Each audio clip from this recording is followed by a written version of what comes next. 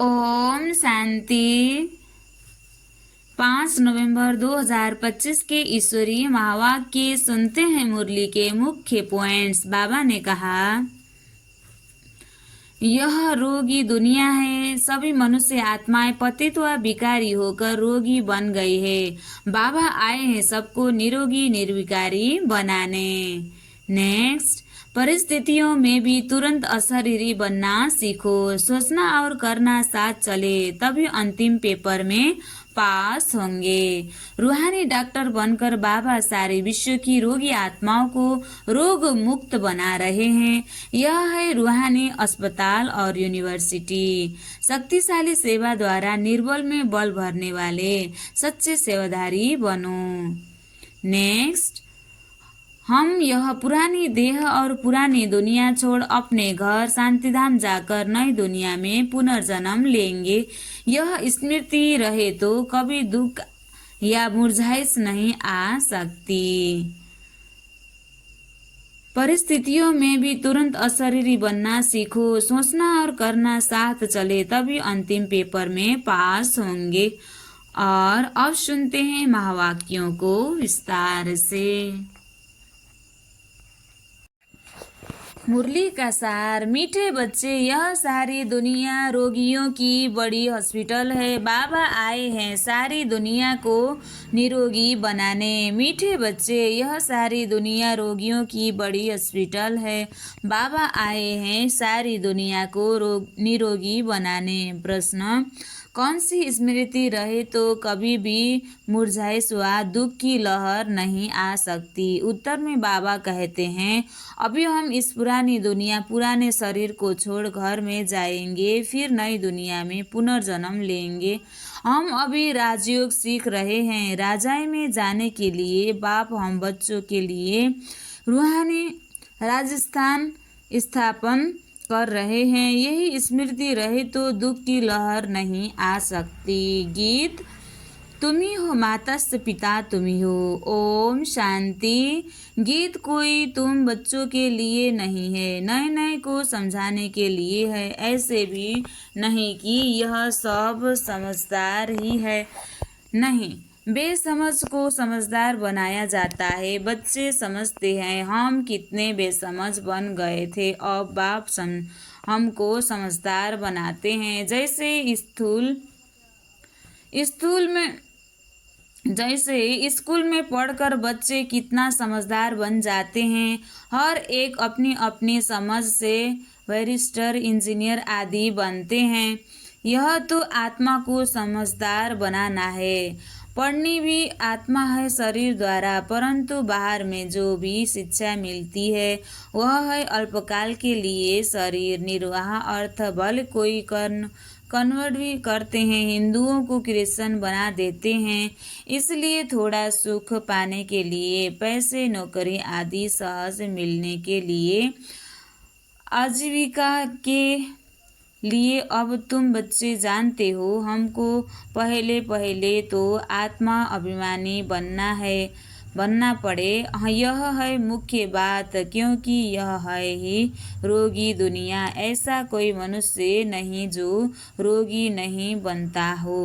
कुछ न कुछ होता जरूर है। यह सारी दुनिया बड़े ते बड़ी हॉस्पिटल है जिसमें सब मनुष्य पतित रोगी हैं। आयु भी बहुत कम होती है।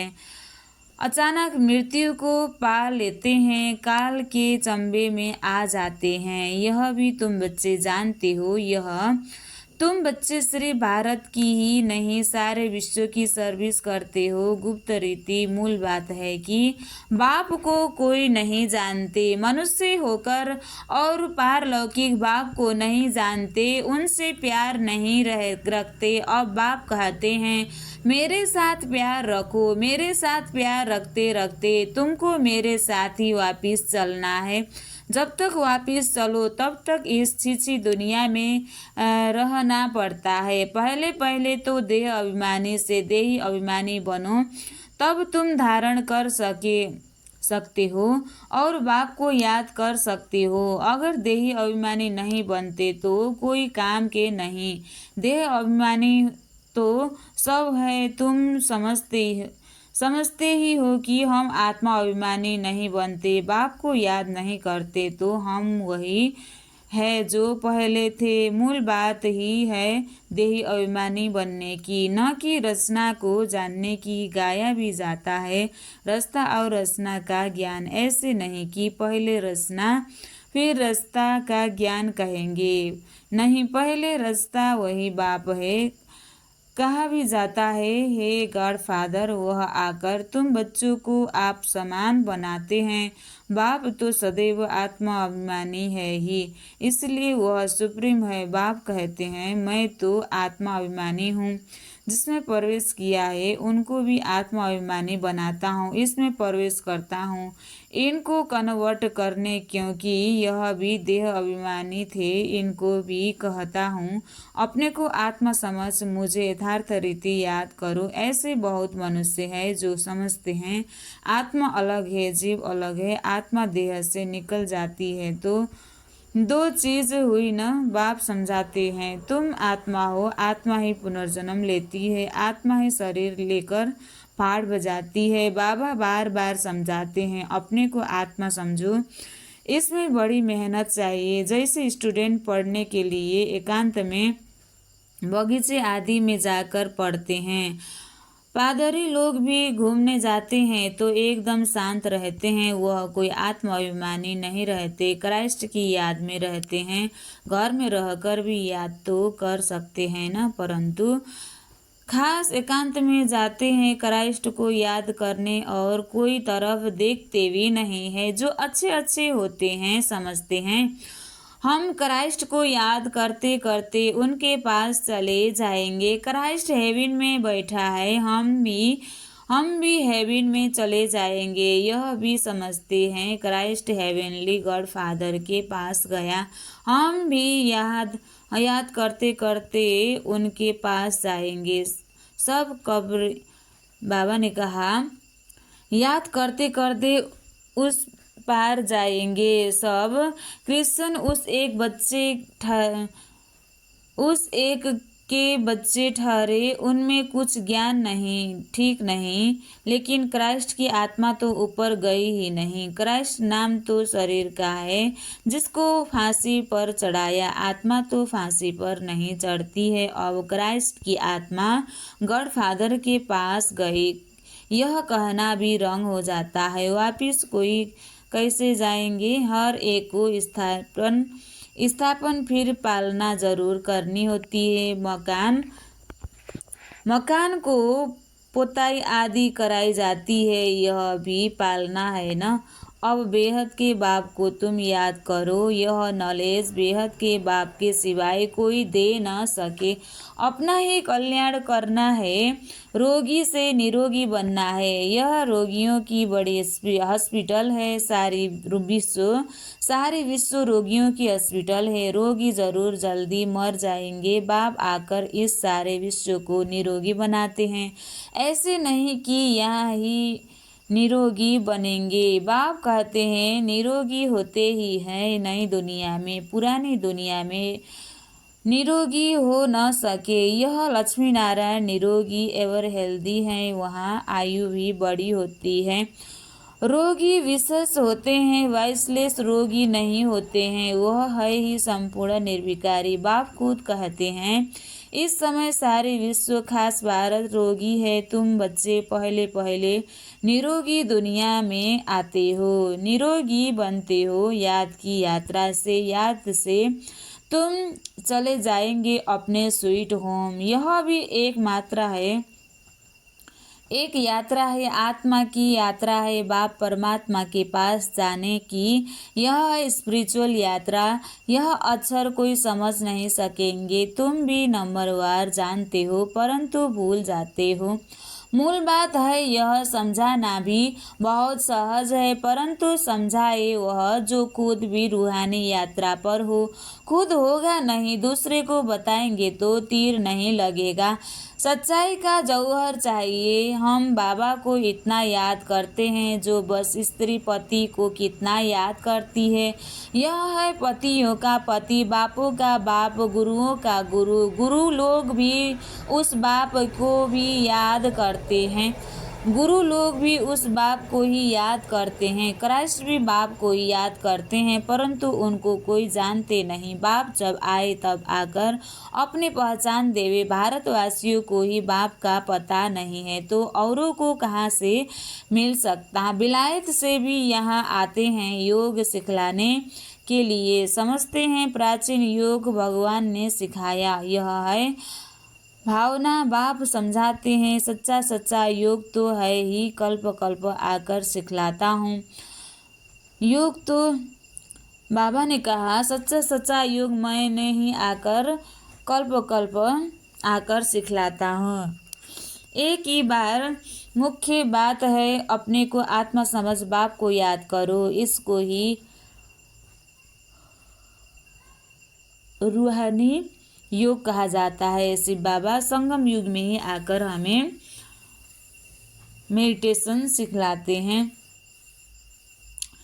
इसको ही रूहानी योग कहा जाता है। बाकी सब का है जिस्मानी योग। ब्रह्मा से योग रखते हैं वह भी बाप तो नहीं है, वह तो महतत्व है, रहने का स्थान तो राइट एक ही बाप है। एक बाप को ही सत्य कहा जाता है। यह भी भारतवासियों को पता नहीं है कि बाप ही सत्य कैसे हैं। वही सचखंड की स्थापन करते हैं। सचखंड और झूठखंड, तुम जब सचखंड में रहते हो तो वहाँ रावण राज्य ही नहीं होता। आधा कल बाप रावण राज्य झूठखंड शुरू होता है। सचखंड पूरा सतयुग को कहेंगे, फिर झूठखंड पूरा कलयुग का अंत। अभी तुम संगम पर बैठे हो, न ईश्वर हो न सचखंड पूरा सतयुग को कहेंगे, फिर झूठखंड पूरा कलयुग को कहा जाता है। अभी तुम संगम पर बैठे हो, न इधर हो न उधर हो। तुम ट्रेवल यात्रा कर रहे हो, आत्मा ट्रेवल कर रही है, शरीर नहीं। बाप आर करके यात्रा करना सिखलाते हैं। यहाँ से वहाँ जाना है, तुमको यह सिखलाते हैं। वो लोग फिर स्टार्स, मून आदि तरफ जाने की ट्रेवल करते हैं। अभी तुम जानते हो उनको कोई फायदा नहीं। इन चीज़ों से ही सारा विनाश होना है। बाकी जो भी इतनी मेहनत करते हैं सब व्यर्थ है। तुम जानते हो यह सब चीज़ें जो साइंस से बनती है वह भविष्य में तुम्हारे ही काम आएगी। यह ड्रामा बना हुआ है। बेहद का बाप आकर पढ़ाते हैं तो कितना रिगार्ड रखना चाहिए। टीचर का वैसे भी बहुत रिगार्ड रखते हैं। टीचर फरमान करते हैं अच्छी रीति पढ़कर पास हो जाओ। अगर फरमान को नहीं मानेंगे तो नापास हो जाएंगे। बाप भी कहते हैं तुमको पढ़ाते हैं विश्व का मालिक बनाने। यह लक्ष्मी नारायण मालिक है, भले प्रजा भी मालिक है, परंतु दर्जे तो बहुत है न। भारतवासी भी सब कहते हैं न हम मालिक है। गरीब भी भारत का मालिक अपने को समझेंगे, परंतु राजा और उनमें फ़र्क कितना है। नॉलेज से मर्तबे का फ़र्क हो जाता है। नॉलेज में भी होशियार चाहिए, पवित्रता भी ज़रूरी है, तो हेल्थ वेल्थ भी चाहिए न। स्वर्ग में सब है न। बाप एम ऑब्जेक्ट समझाते हैं दुनिया में, और कोई की बुद्धि में यह एम ऑब्जेक्ट होगी नहीं। तुम फट से कहेंगे हम यह बनते हैं, सारे विश्व में हमारी राजधानी होगी। यह तो अभी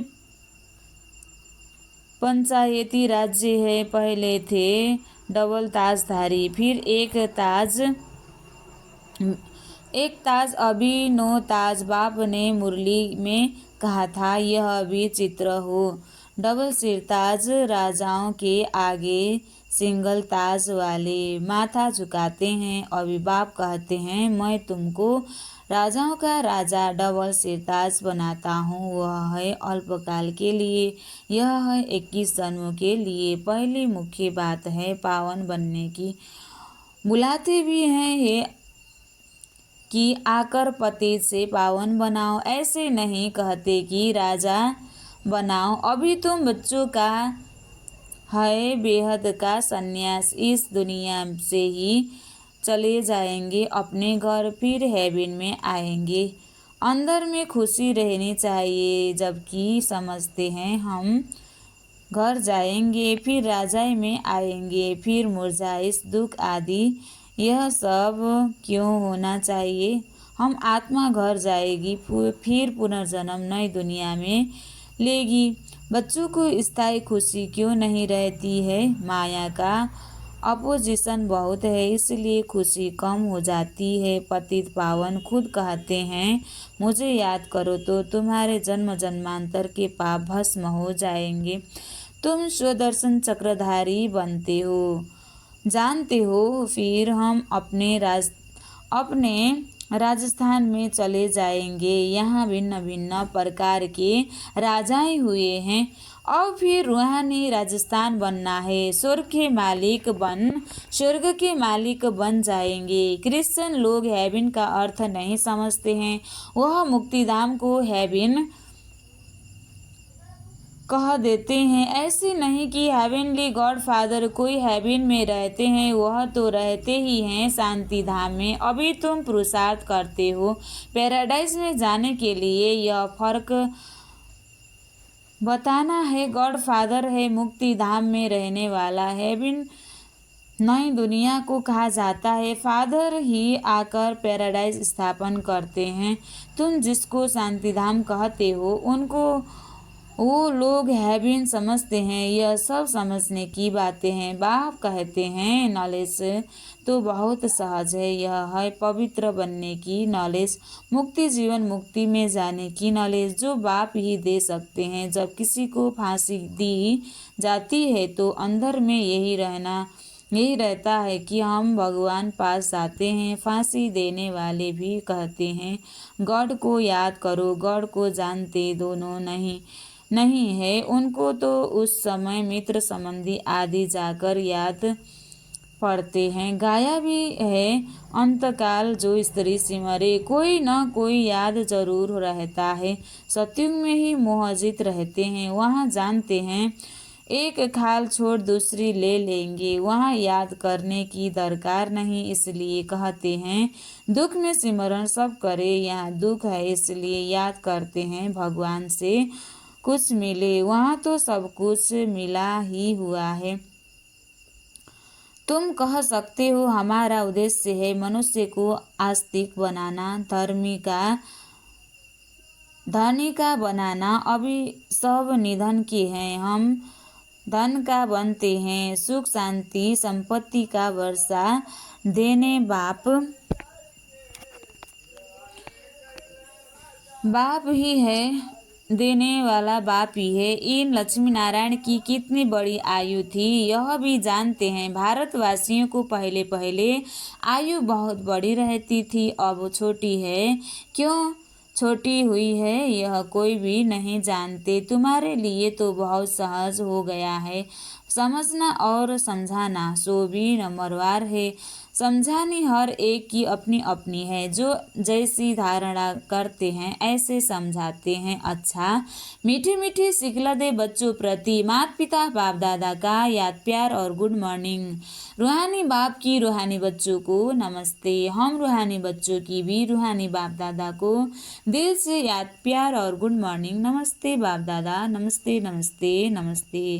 धारणा के लिए मुख्य सार, जैसे बाप सदैव आत्माभिमानी है, ऐसे आत्माभिमानी रहने का पूरा पुरुषार्थ करना है। एक बाप को दिल से प्यार करते करते बाप के साथ घर चलना है। दूसरा, बेहद के बाप का पूरा रिकॉर्ड रखना है, अर्थात बाप के फरमान पर चलना है। बाप का पहला फरमान है, बच्चे अच्छी रीति पढ़कर पास हो जाओ। इस फरमान को पालना करना है। आज बाबा ने वरदान दिया है, शक्तिशाली सेवा द्वारा निर्बल में बल भरने वाले सच्चे सेवाधारी भव। शक्तिशाली सेवा द्वारा निर्बल में बल भरने वाले सच्चे सेवाधारी भव। सच्चे सेवाधारी की वास्तविक विशेषता है निर्बल में बल भरने के निमित्त बनना। सेवा तो सभी करते हैं, लेकिन सफलता में जो अंतर दिखाई देता है उसका कारण है सेवा के साधनों में सेवा के साधनों में अंतर दिखाई देता है, उसका कारण है सेवा के साधनों में शक्ति की कमी। जैसे तलवार में अगर जौहर नहीं तो वह तलवार का काम नहीं करती। ऐसे सेवा के साधनों में यदि याद की शक्ति का जौहर नहीं तो सफलता नहीं है। इसलिए शक्तिशाली सेवाधारी बनो, निर्बल में बल भरना, क्वालिटी वाली आत्माएं निकालो, तब कहेंगे सच्चे सेवाधारी। स्लोगन: हर परिस्थिति को उड़ती कला का साधन समझकर सदा उड़ते रहो। हर परिस्थिति को उड़ती कला का साधन समझकर सदा उड़ते रहो। अव्यक्त इशारे, अशरीरी व विदेही स्थिति का अभ्यास बढ़ाओ। वैसे अशरीरी होना सहज है, लेकिन जिस समय कोई बात सामने हो, कोई सर्विस के झंझट सामने हो, कोई हलचल में लाने वाली परिस्थितियां हो, ऐसे समय में सोचा और अशरीरी हो जाए, इसके लिए बहुत समय का अभ्यास चाहिए। सोचना और करना साथ साथ चले तब अंतिम पेपर में पास हो सकेंगे।